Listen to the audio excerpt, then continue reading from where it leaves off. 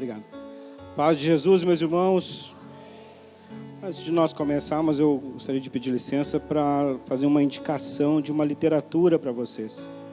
Aqui na entrada, né, do templo, você encontra ali uma exposição de bíblias e literaturas, livros ali bem legais. E tem um para os homens que eu acho fantástico, eu acho que todo o homem crente deveria ler, que é O Homem do Reino. Da mesma forma tem a Mulher do Reino ali também. E para o casamento também tem o Casamento do Reino. Então, são livros bem interessantes que vale a pena você ler, irmão. Invista no seu crescimento, amém? Depois dá uma visitada ali, adquira o seu material, tem bíblias lindíssimas ali. Feito aqui o comercial, né? Vamos à palavra. O Ismael começou o culto lendo Marcos 16:15. Põe para mim aqui, por favor, Marcos 16:15. Eu ia ler Mateus 28, mas eu gostei mais do Marcos 16:15. Mateus 28 também fala da mesma ocasião, mas eu gostei muito, que tradução que a gente está usando? NAA, boa. E disse-lhes: vão por todo o mundo e preguem o evangelho a toda criatura. Pode botar o próximo. Quem crer e for batizado será salvo, quem porém não crer será condenado. E o próximo: esses sinais acompanharão aqueles que creem, e em meu nome expulsarão demônios e falarão em novas línguas. Ele estava falando de sinais que acompanharão aqueles que creem. E isso, irmãos, é de fato aquilo que nós tanto buscamos em nossa vida saber. Existe uma grande confusão entre o que é propósito e o que é vocação. Às vezes a gente fica se perguntando, e eu já ouvi essa pergunta, e eu já me fiz essa pergunta durante muito tempo, inclusive. Qual é o meu propósito e qual é a minha vocação? Qual é o teu propósito e qual é a tua vocação? O propósito, acho que está muito claro nestes versículos, voltando no 15. Deixa o 15 exposto para nós, ou em Mateus 28:19. Portanto, ide. Então, o propósito de todo cristão é ir, mas não somente ir, mas fazer discípulo, certo? Amém, irmãos? Então, o propósito de todo cristão é fazer discípulos. Mas o que isto tem a ver com avivamento? Avivamento tem a ver, irmão, porque é a proclamação. O avivamento também vem por meio da proclamação do Evangelho da Paz. Então, a gente ouve por aí uma frase que está errada, mas a gente gosta dela. Eu gosto dela, a verdade, mas ela está errada. Em que a gente diz que a gente tem que pregar o Evangelho e em alguns casos, até mesmo usar palavras. Né? Essa é uma coisa assim, né? Uma frase que tem uma coisa desse sentido. Alguém já ouviu isso? Eu acho que essa frase está errada. Você pode discordar de mim, fica à vontade. Mas precisa de palavras. A gente precisa proclamar, e proclamação tem a ver com palavras. Fazer discípulos tem a ver com palavras. Ensinar tem a ver com palavras. A palavra do Senhor, quando Jesus veio, Ele usou palavras. E Ele é a própria palavra. Então nós precisamos de palavras. Não tem como nós discipularmos alguém se nós não falarmos. Tem exceções, obviamente, quando a gente vai trabalhar em outras linguagens corporais, por exemplo, quando se faz necessário por questão de deficiência em casos especiais. Mas de qualquer forma é uma linguagem que está sendo empregada. O nosso comportamento, ele tem que dar estrutura, ou tem que dar respaldo para tudo aquilo que a gente prega. Aí sim, nosso comportamento faz muito sentido, porque ele vai validar tudo aquilo que nós pregamos. E nós, às vezes, ficamos confusos em saber como nós devemos pregar o Evangelho. Se somente com palavras, ou se somente com um testemunho comportamental. O testemunho comportamental não prega Jesus, irmão. Prega ética e moral. Mas ele respalda tudo aquilo que é dito, tudo aquilo que a gente fala, tudo aquilo que a gente prega. creio que isso ficou claro. Agora, o propósito de todo crente, então, é proclamar o evangelho da paz. E para isso, nós usamos da nossa vocação. Eu estava conversando com a minha esposa, a pastora Dani, dizendo para ela, usando alguns exemplos enquanto a gente conversava, e dizendo que, por exemplo, eu vou usar aqui algumas teorias de Lorie Cunningham. Alguém já ouviu falar? Lorie Cunningham, fundador da Jocum. Ele fala sobre as 7 áreas de influência. As 7 áreas de influência é exatamente aonde nós podemos atuar. Onde a gente deve atuar para influenciar pessoas para a conversão. Pessoas que a gente deve discipular dentro da nossa área de atuação, dentro da nossa área profissional, dentro da área onde nós transitamos. Ah, pastor, mas eu sou do lar. Dentro do lar você deve ser uma influencer, para usar uma palavra da moda, né? Você deve ser influenciável, ou melhor, influenciável não, influenciador do ambiente onde você está. Mas isso a gente vai ver lá na frente. Cada crente é um discipulador.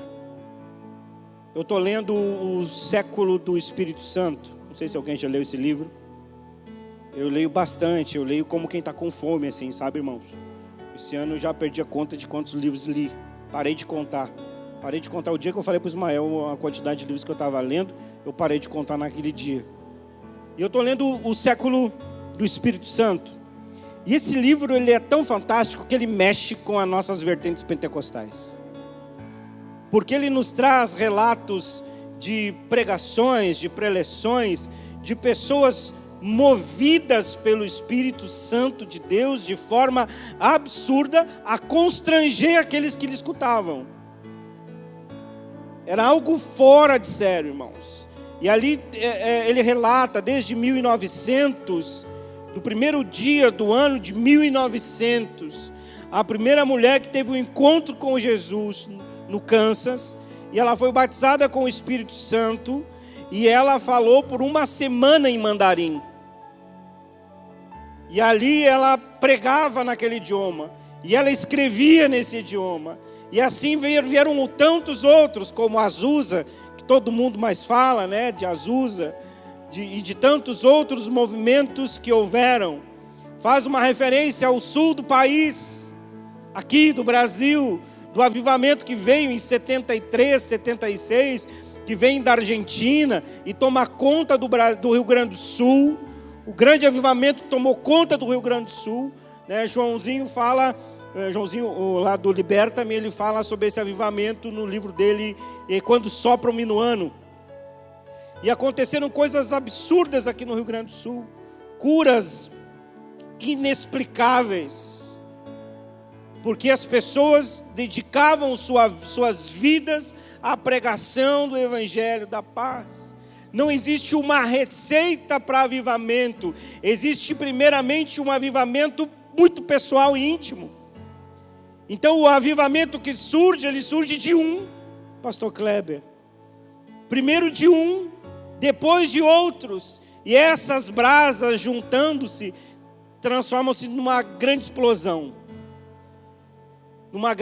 Tem um relato do livro As Histórias Inéditas da Rua Azusa, onde ele diz que os bombeiros foram chamados um dia porque estava pegando fogo o prédio. E o relato que está lá no livro diz exatamente assim do corpo de bombeiros. Era algo assustador, porque o prédio estava em chama, mas não se consumia. Um oficial do corpo de bombeiros escreveu isso. Visivelmente as coisas pegavam fogo, mas não se consumiam. Visivelmente as coisas aconteciam. Irmãos, eu ouvi esses dias uma coisa que eu acho muito certo, que nós estamos sentindo e vendo, observando faíscas de um avivamento no Rio Grande do Sul, no Brasil. Porque pessoas estão agindo com o pensamento e a ação, o comportamento de precursores. Precursores são aqueles que precedem alguém ou um evento. Os precursores são aqueles que são intencionais nas suas ações. Eles falam propositalmente. Eles levantam suas mãos propositalmente. Eles agem propositalmente em todos os sentidos de sua vida. Essa intencionalidade faz com que a nossa cooperação colha frutos de avivamento.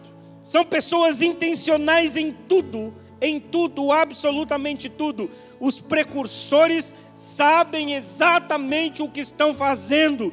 E o Senhor Jesus nesses dias nos chama para nós cooperarmos com Ele em oração, mas também em ação. A ação da proclamação do Evangelho da paz. Sem o qual, irmãos, não haverá outro avivamento. Nós não podemos viver somente querendo sentir o arrepio do avivamento, a experiência sensorial do avivamento. O Senhor nos chama para nós sermos o que, irmãos? Discipuladores, de ir por todo mundo, de pregar o Evangelho a toda criatura, de realmente trazer incômodo aos outros. Li um relato que um jornalista foi disposto a fazer uma matéria ridicularizando Azusa. E ele permaneceu no culto. E ele não conseguiu escrever ridicularizando. Ele escreveu falando bem. Porque ele teve um encontro com Cristo.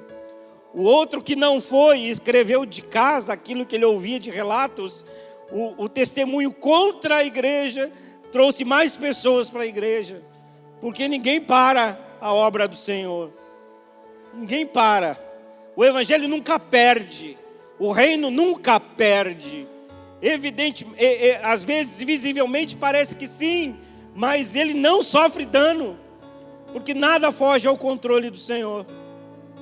Mas e nós, aonde ficamos nessa história? Os dons servem para a edificação dos santos, amém?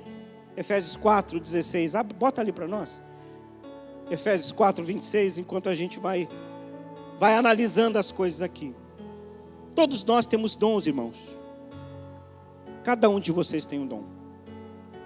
Existe uma teoria que diz que não existe ninguém burro. Que todos nós temos uma inteligência. Alguns têm mais que uma. Mas no mínimo uma você tem. Então não existe ninguém burro. E essa inteligência é um dom. E esse dom, ele está em você por um propósito. O propósito, quando você converte, o propósito é o quê?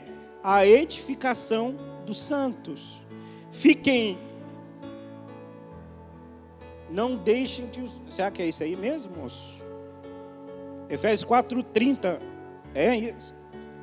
Desculpa, não é 16 não, vai adiante lá no... E não entristeçam o Espírito Santo de Deus, no qual vocês foram selados para o dia da redenção. Não entristecer o Espírito. Eu perdi a referência, mas essa também estava, tá? Eu perdi a referência aqui, mas essa também estava. O não entristecer o Espírito tem a ver também, irmão, com não abafar aquilo que Cristo já lhe deu. Cristo lhe deu dons e talentos. E eles precisam serem frutificados, serem exercidos, serem de fato aplicados na ação intencional daquele que tem a intenção e sabe o que está fazendo para trazer pessoas para o reino. Isso vai falar em 1 Pedro capítulo 2 sobre as pedras vivas. Sobre as pedras, eu vou ler. 1 Pedro 2. Acho que eu vou abrindo aqui, que eu acho que senão eu não perco a referência aqui, tá? 1 Pedro, capítulo 2. Vamos ver aqui onde está. 1 Pedro, capítulo 2, achei, versículo 5. A palavra vai dizer o seguinte: e vocês também são pedras vivas, com as quais um templo espiritual é edificado. Além disso, são sacerdotes santos por meio de Jesus Cristo, oferecem sacrifícios espirituais que agradam a Deus, como dizem as Escrituras. Vamos ler no 6. Ponho em Sião uma pedra angular, escolhida para a grande honra, quem confiar nela jamais será envergonhado. E vocês também são pedras vivas, diz o 5. Aqui Cristo está dizendo que nós temos uma obrigação, quando nós somos cristãos, nós temos uma obrigação de juntarmos as pedras que estão espalhadas e fazer os encaixes perfeitos para a construção do grande templo da presença do Senhor Jesus. Então, nosso dom, nosso propósito, primeiramente, é achar essas pedras, é buscar essas pedras e colocar nas lacunas, para que tudo seja construído, o prédio espiritual, para a grande morada do Altíssimo.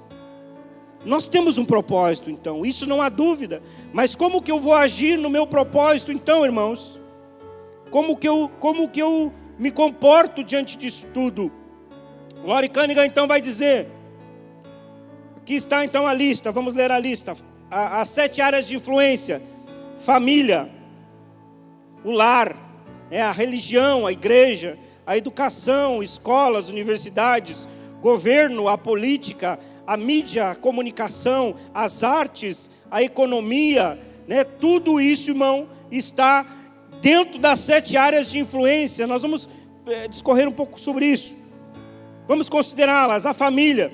Através das famílias estamos discipulando a próxima geração para o bem ou para o mal. Podemos ter lares cristãos seguindo padrões bíblicos.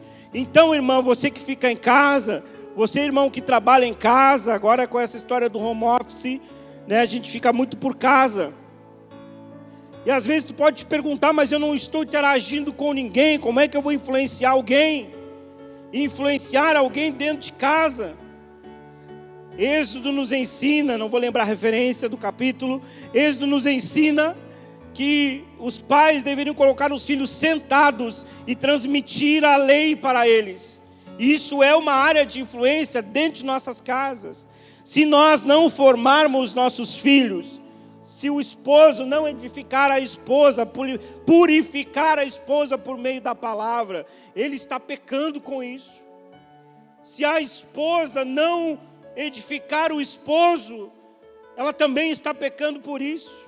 Se os dois não educarem os filhos sem transferir responsabilidades, também está pecando sobre isso. Mas a grande questão é formar alguém para a próxima geração. É formar os filhos. Eu nunca esqueço da Nene, da Gabi, minha filha. Ela era pequenininha e nós tínhamos ensinado ela a dar o dízimo. E ela tinha Nós cometemos um erro lá, e eu vou reconhecer o meu erro aqui, porque nós havíamos dado o celular para ela. Ela tinha uns 8 anos, eu acho, 10 anos ela tinha. E ela tinha um celular. E ela dava sempre o dízimo da mesada dela. Certinho, ela tirava o dízimo. E o celular dela quebrou. Não tinha dinheiro para comprar outro, E a fidelidade dela fez com que ela fosse fazer uma troca do celular e ela ganhou o valor que dava para comprar o celular, uma coisa assim, amor? Eu sei que ela ganhou o valor do celular e mais um tanto ainda, porque tinha uma garantia que a gente nem sabia que estava inclusa na compra do celular. E ela ficou tão feliz com aquilo e ela veio testemunhar para nós que aquilo era fruto de fidelidade. Então nós fizemos o quê? Nós discipulamos, nós influenciamos dentro da nossa casa. É fantástico ver minha filha, eu passo pela porta do quarto dela, eu vejo ela fazendo devocional. Eu vejo ela focada no desenvolvimento espiritual dela. E quando ela escolheu a faculdade, nós estávamos orando na frente do judiciário, do Ministério Público, Nós estávamos orando na frente do Ministério Público uma noite de frio. Eu, minha esposa, outros pastores. E Deus me falou sobre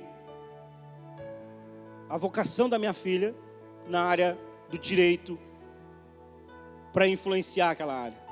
Não que não tenha outros advogados lá, tem bastante, pastor? Tem bastante que influencia na área do direito, na área judiciária também. E nós chegamos em casa, nós ministramos sobre ela. E ela aceitou o desafio, fez vestibular para direito, passou. Está na 2ª semana aí já, focada. E isso nos enche o coração de alegria, porque nós estamos discipulando nossos filhos nossa filha, para os dias que virão. Isso também, irmão, é agir pensando em avivamento das coisas. É trazer, é despertar dom nas pessoas. É despertar nas pessoas aquilo que ela não sabe que ela tem. Mas a gente fora, a gente vê, irmão, né? Às vezes os talentos que as pessoas têm, e muitos por aí matam talentos. E o Senhor nos chamou para quê, irmãos? Para reavivar o dom que existe nos outros. Conforme Paulo disse a Timóteo. Outra área de influência, religião. Jesus ordenou aos seus discípulos que discipulassem as nações. Fazemos isso não estando dentro das igrejas, mas saindo pelo mundo.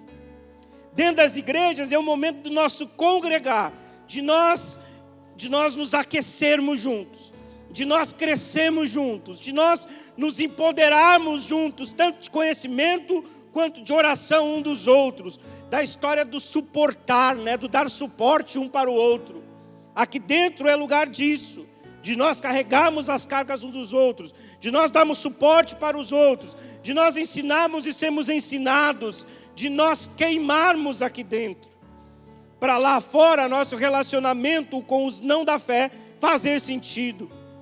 Com aqueles que não são da fé, quando relacionarem conosco, ver algo diferente, que talvez seja aquele comportamento que a gente fala, seja um mecanismo que Deus usa para que as pessoas cheguem em nós e a partir de então a gente pregue o Evangelho do Senhor Jesus Cristo. A educação, a próxima geração é influenciada diariamente em nossas escolas e universidades. Hoje tentaram mudar mais uma sigla do movimento, você sabe qual é? Para 14 letras, 13 letras e um número. É praticamente impronunciável. Praticamente é impossível pronunciar. E tem leis tramitando que vão tirar o nome de mãe agora dos documentos, né? Não vai se usar mais mãe, né? Vai se usar pessoa lactante. Então, tudo isso dentro das nossas escolas. Eu sou professor de formação e dentro da área da sociologia, a área que é atacada por Satanás de forma absurda, porque nós trabalhamos com ciências humanas, então são todas as ideologias, todas as filosofias, e é difícil ser crente no meio da sociologia, irmão. Assim como é difícil ser crente em qualquer lugar, né? Mas a gente sempre puxa a brasa para o assado, né? Na área da educação, meus queridos, tem algum professor no nosso meio? Tem alguém que quer ser professor, irmão? Se coloque na brecha. Nós identificamos, hoje o movimento feminista, voltando um pouquinho atrás, quer tirar as mulheres do lar. E o lar é uma área de influência. Hoje querem tirar a terminologia de religião, religiosidade, tanto que mudaram, né? Agora é espiritualidade. Não se fala mais em religião, se fala em espiritualidade. Que todos nós somos livres para desenvolver a nossa espiritualidade e não tem uma religião, existe a espiritualidade, ou seja, tudo leva a Deus. Um discurso que a gente já ouvia lá nos anos 90, quando surgiu com força a questão da nova era. Nós falamos de educação, falamos de artes. As artes, irmãos, eu fiz teatro por vivência durante muito tempo, fiz Terreira da Tribo, Nós Que Travês, aqueles grupos de teatro de rua, né? Conheci minha esposa. Depois que conheci minha esposa, ela também, ensinei ela algumas coisas. E nós atuamos nas noites de Porto Alegre, nos pubs, fazendo esquetes teatrais. Era algo que a gente tem dificuldade de encontrar um cristão. No meio das artes, no meio da literatura, no meio da arte cênica, no meio de outras artes plásticas, enfim, e tudo mais. Eu não me lembro de ter ido em uma galeria onde eu pudesse prestigiar uma exposição de um cristão. Geralmente se expõe dentro das igrejas, mas a gente precisa estar nas áreas de influência.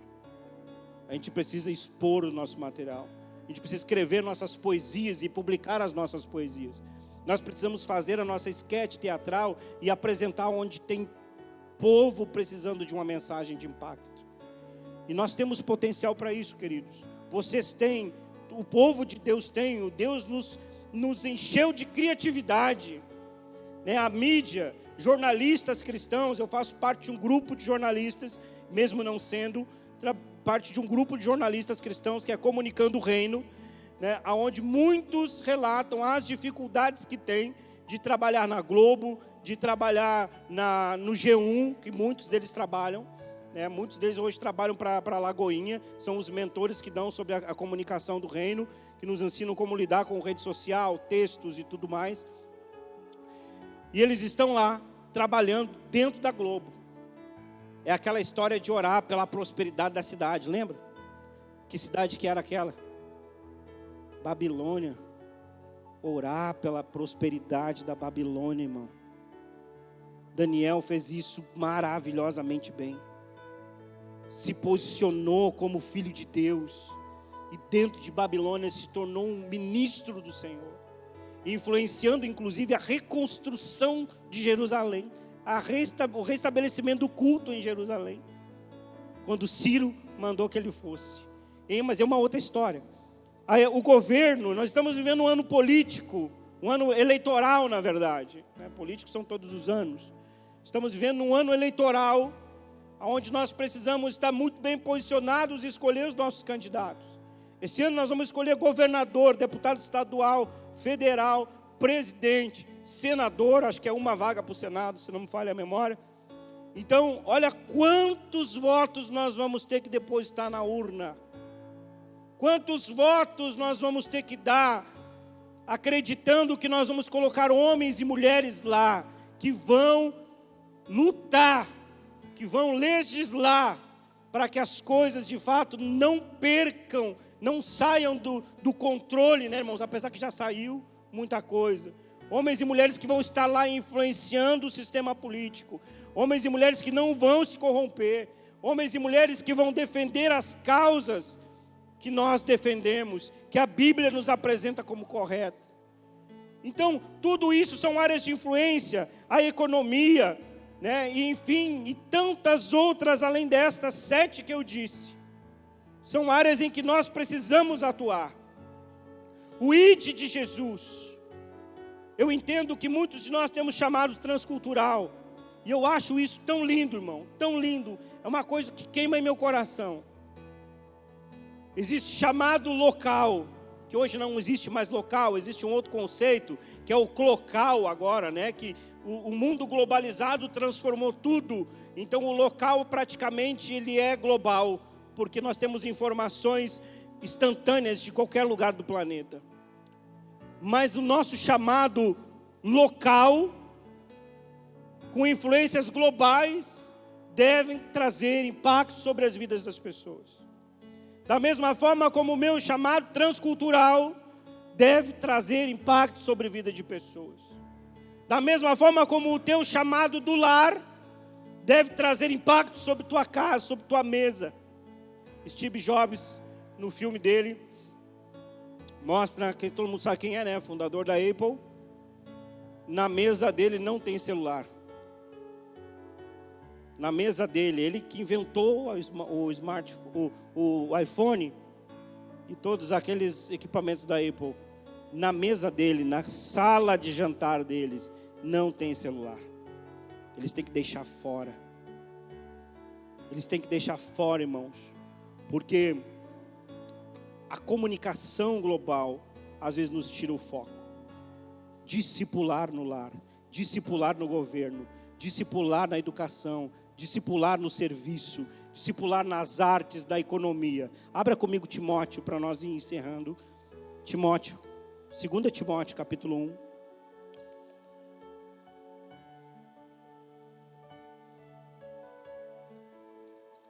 Eu vou lendo aqui, tá? Estou lendo na NVT agora. Lembro-me de sua fé sincera, como era da sua avó Lloyd e de sua mãe Eunice. E sei que em você essa mesma fé continua firme. Timóteo, fruto de uma influenciadora de lar. Olha que coisa linda isso, irmão.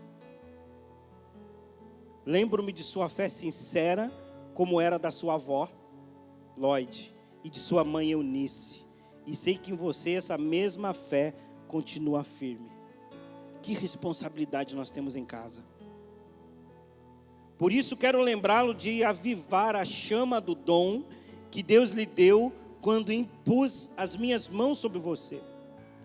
Pois Deus não nos deu um espírito que produz temor e covardia, mas sim que nos dá poder, amor e autocontrole. Portanto, jamais se envergonhe de falar aos outros sobre nosso Senhor. E também não se envergonhe de mim, que estou preso por causa dele, com a força que Deus lhe dá. Esteja pronto para sofrer comigo por causa das boas novas.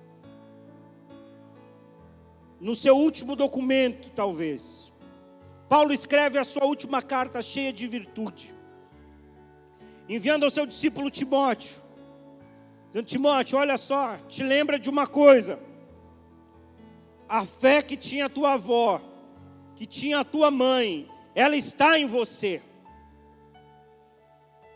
Reaviva esse dom que está em você. Paulo está dizendo para Timóteo e dizendo para nós hoje, que todos nós temos um dom em nós. Todos nós temos um dom. Quando nós convertemos, quando nós entregamos nossa vida para o Senhor, nosso dom se transformou em vocação para cumprirmos o nosso propósito de proclamar o Evangelho da paz. Todos nós temos um dom. Talvez a gente nem queime mais como queimava nos dias que passaram. Eu me lembro que não tinha problema levantar às 6 da manhã para caminhar 1 hora para chegar no jejum da escola bíblica dominical. No domingo, no inverno. A gente não tinha nem o que comer direito na minha casa. Me lembro de uma manhã em que minha mãe orou, porque nós não tínhamos o que comer, café da manhã. E passou um caminhão na frente de casa. O cara deu uma ré e veio, bateu na porta da gente com um saco de pão, dizendo: ó, eu não sei, senhora, mas meu coração está dizendo que eu preciso entregar isso aqui para vocês. E nós vivemos muitas coisas assim quando nós éramos crianças. De nós sermos alimentados diretamente assim por Deus, porque nós não tínhamos de onde tirar. Nosso padrasto era um abusador, um violentador, que fez isso comigo e com meus outros irmãos. E ele escondia os nossos alimentos, ele chaveava os alimentos, os poucos que tinha. Quando ele trabalhava, né? Daí quando ele adquiria as coisas, ele escondia, irmão. Ele só podia abrir para tirar alimento quando ele chegava. E nós vivíamos de oração. E a minha mãe fazendo bico, lavando roupa, fazendo de tudo para nos manter em casa, vivos, alimentados. E nós íamos para a igreja, ela sempre nos ensinou a ir para a igreja, para orarmos, para buscarmos Deus.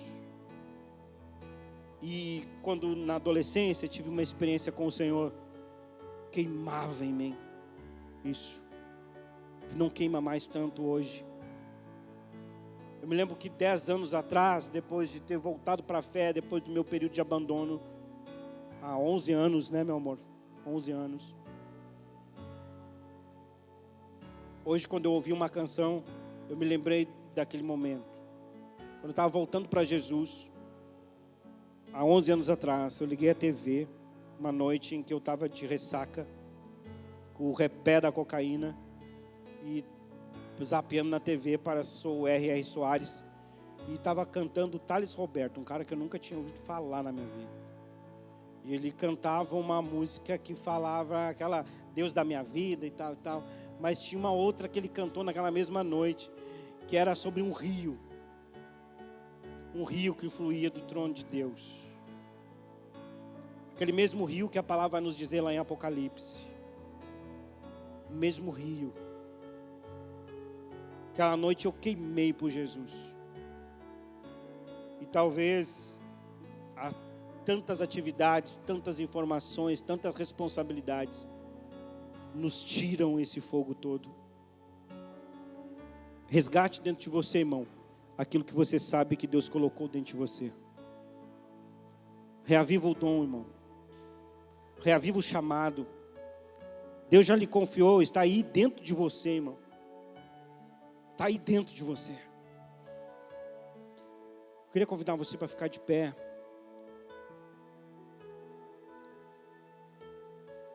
Olhe para o irmão que está ao seu lado. Profeticamente, irmão. Eu sei que é tão ruim, às vezes tem gente que a gente não gosta de falar isso, né? Mas vamos tentar ler o ambiente que está aqui. Olha para o irmão que está ao seu lado e diga assim para ele: irmão. Diga aí, irmão, com coragem aí. Irmão, reaviva o dom que há em você. Diga com convicção, irmão, diga isso. Irmão, reaviva o dom que há em você. A obrigação de reavivar dons em nós é nossa. É nossa mesma. Mas eu quero desafiar você nessa noite. Eu nem sei que horas que a gente tem. A gente está dentro, né, do horário? Talvez você pense, mas só quem é enviado para o campo missionário são os missionários, pastores, obreiros. Talvez você nunca tenha sido enviado assim de fato, irmãos. Apesar de Cristo já ter feito isso. Eu quero convidar hoje, irmãos. Nós fazemos algumas orações muito específicas. Eu queria convidar todas as senhoras, as mães que são do lar, todas as irmãs que são do lar, a virem aqui na frente. Todas aquelas que não têm uma atividade extra, irmãos, que ficam em casa, que fazem o trabalho doméstico, que pregam o evangelho lá dentro de casa, na mesa, enquanto faz o arroz, o feijão. E eu quero convidar os pastores para impor as mãos sobre vocês e enviar vocês para o lar. Enviar vocês de volta para casa com autoridade, reavivando o dom que é em vocês. Amém, irmãos? Vocês que são do lar, venham receber a oração, a imposição de mãos, enquanto a gente vai cantando aqui. Da mesma forma, quero chamar, irmão, você que pode orar, pastores, os obreiros, nós vamos orar. Pôr as mãos sobre essas irmãs e enviar elas para casa com autoridade, para influenciar suas casas, para influenciar os seus filhos, o seu esposo, aqueles que convivem diretamente com vocês. Da mesma forma, irmão, você trabalha em um escritório, nós queremos orar por você, que vai para a sua empresa, que vai para o seu escritório. Você vem aqui também, você vai receber oração, irmão, para você entender que na sua área de trabalho, na sua área de influência, você tem a obrigação de manifestar o reino e o dom que está em você. Então venha, irmão, você que está trabalhando no escritório, numa universidade, numa empresa, venha receber a sua oração. Você que vai para a sala de aula, meu irmão, você que vai para a universidade, você que vai para a escola, venha receber oração para fazer a diferença no seu ambiente. Nessa noite, vocês estão sendo enviados com imposição de mãos para fazer a diferença na sua área de trabalho, para fazer a diferença na escola, em casa, na sala de aula, seja onde for, meu irmão, seja onde for, a sua boca é boca de Deus, aonde você estiver.